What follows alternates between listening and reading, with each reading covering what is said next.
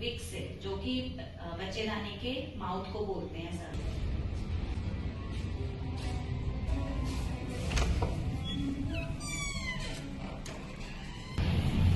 Life with Sardar ji के साथ आज डॉक्टर परमिंदर हैं, जो कि सीनियर कंसल्टेंट है oncology CK Birla hospital.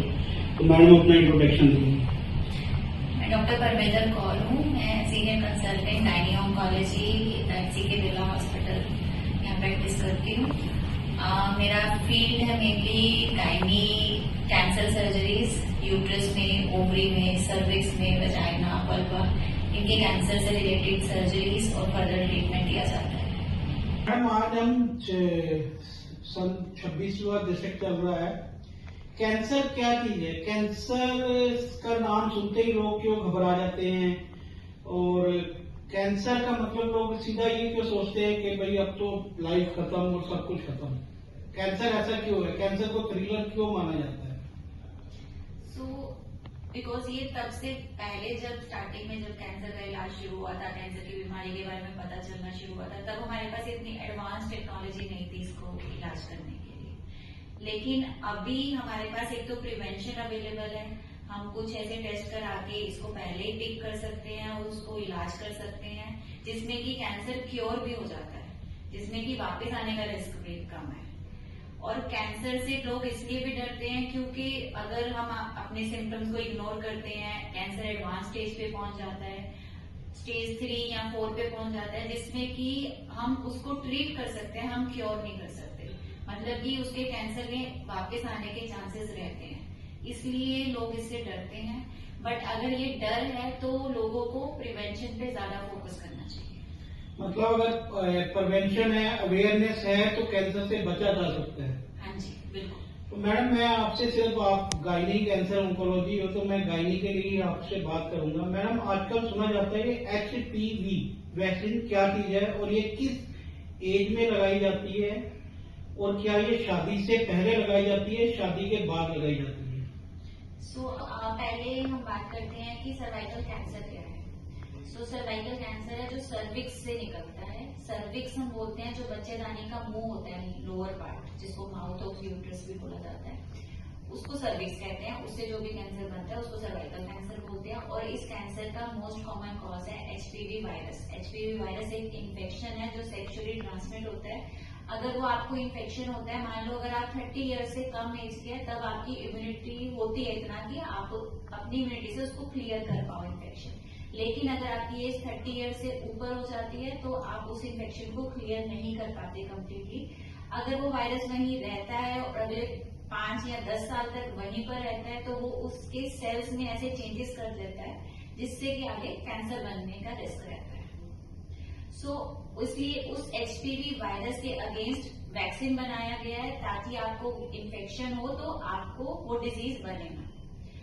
HPV vaccine हम देते हैं 9 to 14 ईयर्स ऑफ एज में 2 डोजेस, 15 से 26 साल तक 3 डोजेस। लेकिन आजकल WHO की गाइडलाइंस है कि हम ये वैक्सीन 45 ईयर्स एज तक दे सकते हैं। लेकिन अगर आपकी एज 25 साल से ऊपर है तो आपको पहले एक बार पैप स्मीयर करा लेना चाहिए। अगर 30 साल से ऊपर है तो एक बार HPV DNA टेस्टिंग करा लेना चाहिए। उसके बाद अगर वो नेगेटिव आता है तो आपको ये वैक्सीन जरूर लेना चाहिए, क्योंकि इस वैक्सीन में हमें 90 to 95% प्रोटेक्शन मिल जाता है कि हमें ये कैंसर ना हो, क्योंकि मोस्टली 90 to 95% ये कैंसर HPV वायरस से ही होता है। हम इसलिए वो प्रोटेक्शन हमें मिल जाएगा। और प्लस अगर हमने ये वैक्सीन लगवाया है तो उसके बावजूद भी हमें स्क्रीनिंग प्रोसेस तो कंटिन्यू करना है, बिकॉज 95% हमारे जो कैंसर है वो HPV वायरस है, 5% और रीजंस पे हो सकते हैं। तो इसमें कुछ ऐसा नहीं है कि हमें, मतलब एक एज लिमिट है, ऐसा नहीं कि हमें मैरिज के पहले लगवाना है या बाद में लगवाना है, पर्टिकुलर एक एज का डिस्टेंस है? जी, मैरिज का ये होता है फंडा कि अगर आपकी शादी नहीं हुई है तो उसमें आप सेक्सुअली एक्टिव नहीं हो, अगर आप उस टाइम पे वो वैक्सीन लेते हो तो उसकी एफिकेसी ज्यादा रहती है। लेकिन अगर आप सेक्सुअली एक्टिव हो तो हो सकता है कि आपको इन्फेक्शन हो चुका हो पहले, वो भी पॉसिबिलिटी रहती है। तो उस केस में भी अगर हम HPV DNA टेस्टिंग करें, मान लो अगर नेगेटिव है उसमें, तो आप वैक्सीन वैक्सीन ले सकते हो अगर आपका सिंगल सेक्सुअल पार्टनर है। लेकिन अगर मल्टीपल सेक्सुअल पार्टनर है तो हो सकता है कि उसमें एफिकेसी थोड़ी कम है। जो ये HPV DNA टेस्ट है, ये कैसे टेस्ट होता है, किस तरह से किया जाता है ये test? So HPV DNA test, pap smear भी एक टेस्ट होता है प्रिवेंशन के लिए जो यूज होता है। तो उसमें हम गायनी एग्जामिनेशन जैसे होता है वही करते हैं। फीमेल को गायनी डॉक्टर चेक करते हैं नीचे से और सर्विक्स को देखते हुए वहां से एक ब्रश से स्क्रैपिंग्स लेते हैं जिसमें कि सर्विक्स के सेल्स आ जाते हैं और फिर उसकी एक स्लाइड बनती है, उसको माइक्रोस्कोप में देखा जाता है तो वो पैप स्मीयर हो जाता है। या फिर उसी सेल से हम HPV DNA एक्सट्रैक्ट करते हैं, डिफरेंट टेक्नोलॉजी है जिसमें कि हम पिक कर सकते हैं कि आपके उस स्मीयर में HPV वायरस है या नहीं है। अगर है तो वो कौन सा जीनोटाइप है। उसमें भी फर्दर स्ट्रेन होते हैं कि वो HPV स्ट्रेन 16 है, 18 है, 31 है, 33। सो ये 4 स्ट्रेन है जो मेनली कैंसर कॉज करते हैं। तो क्या ये जो HPV वैक्सीन है ये पूरी तरह से सर्वाइकल कैंसर को खत्म करती है या आने नहीं देती? सो ये सर्वाइकल कैंसर अगर बन गया है तो इसका कोई बेनिफिट नहीं है उसको खत्म करने में। ट्रीटमेंट में इसका रोल नहीं है अभी तक, ये प्रिवेंशन में इसका रोल है। अगर आपका सर्विक्स बिल्कुल ठीक है, आपका पैप स्मीयर ठीक चल रहा है और अगर आप सेक्सुअली एक्टिव नहीं हो उस टाइम पे लगवाने का इसका मैक्सिमम बेनिफिट है जिसमें कि ये आपको प्रोटेक्शन प्रोवाइड करेगा। अगर फ्यूचर में आपको कभी भी एक्सपोजर होता है तो आपकी इम्यूनिटी इसको खुद ही क्लियर कर देगी। सिमिलरली जैसे हम बच्चों को वैक्सीन देते हैं, हम टीबी का वैक्सीन देते हैं तो उसमें क्या है कि टीबी फ्यूचर में अगर आपको इन्फेक्शन होगा टीबी का तो आपकी वो डिजीज नहीं डेवलप होगी। तो सिमिलरली इस केस में भी अगर इन्फेक्शन होगा तो वो कैंसर नहीं बनेगा, उससे पहले आप बचा। तो ये वैक्सीन लेने के बाद भी क्या टेस्ट बार बार कराना पड़ता है? जैसे कि आप पैप स्मीयर, आपने DNA टेस्टिंग की बात की।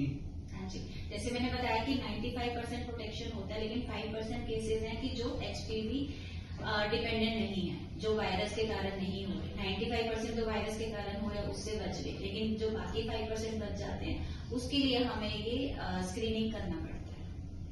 एक क्वेश्चन और पूछना चाहूंगा मैडम, ये जो वैक्सीन है क्या ये सरकारी हॉस्पिटलों में मिलती है या ये प्राइवेट में ही मिलती है और इसकी कॉस्ट क्या है? क्या एक मिडिल क्लास वुमेन इसको अफोर्ड कर सकती है? सो अभी एक्चुअली जो हमारा जो इम्यूनाइजेशन स्केड्यूल है, जो बच्चों को हम वैक्सीनेशन देते हैं वो सरकारी हॉस्पिटल में फ्री ऑफ कॉस्ट लगती है वैक्सीन, बट अभी इसको हमने वो स्केड्यूल में इंक्लूड नहीं किया है। बट अभी हमारी इंडियन वैक्सीन भी डेवलप हो चुकी है जो कि सस्ते रेट्स में मिलती है जिसमें कि 1000 से 1500 रुपए की एक डोज आ जाती है। तो वो रीजनेबल है जिसको कि मिडिल क्लास या lower middle class easily afford कर सकते हैं। एंड जो लोअर क्लास के लिए हमारी गवर्नमेंट ऑफ इंडिया कुछ ऐसे कैंपेन भी चलाती है जिसमें कि स्कूल्स में जाकर फ्री ऑफ कॉस्ट बच्चों को, बच्चियों को जो 9 से 15 साल की है उनको ये वैक्सीन लगाए जाते हैं। मैडम इसमें क्या कोई ब्रांडिंग का भी फर्क रहता है? जैसे हम मान लो किसी भी चीज में कह देते हैं कि भैया ये एक ब्रांड UK का ब्रांड है और ये एक इंडियन ब्रांड है, तो इसमें क्या इफेक्ट में फर्क रहता है कुछ? देखिए जो इंडियन वैक्सीन बना है उसमें 4 स्ट्रेन जो मोस्ट कॉमन स्ट्रेन हैं, 4 उसकी वैरायटी जो कि कैंसर कॉज करती है उसको इंक्लूड किया गया है, मतलब उनके अगेंस्ट वो अच्छी इफेक्टिव है। एक गार्डेसिल 9 USA मेड वैक्सीन है जिसमें 9 स्ट्रेन ऑफ वायरस कवर किए जाते हैं, वो उससे थोड़ी ज्यादा